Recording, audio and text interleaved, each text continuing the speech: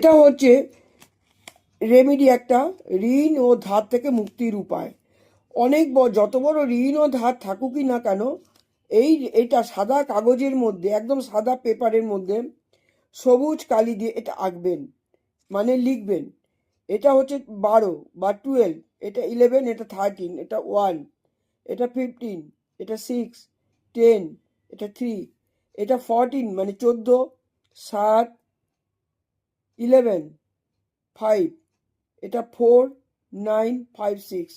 এটা সাদা কাগজে সবুজ কালি দিয়ে এটা আঁকবেন।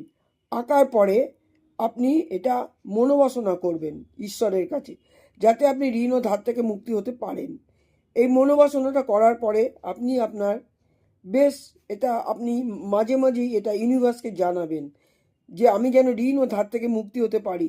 এরকম রেমেডি আমার অনেক দেওয়া আছে, এটা অত্যন্ত পাওয়ারফুল। এটা করবেন। এটা যদি আপনি করতে পারেন মানি পার্স বা মহিলারা হলে ব্যাগে যদি রাখতে পারেন, আপনাদের কাজের মাধ্যমে আপনারা আপনাদের ঋণ বা ধার অবশ্যই শোধ করতে পারবেন।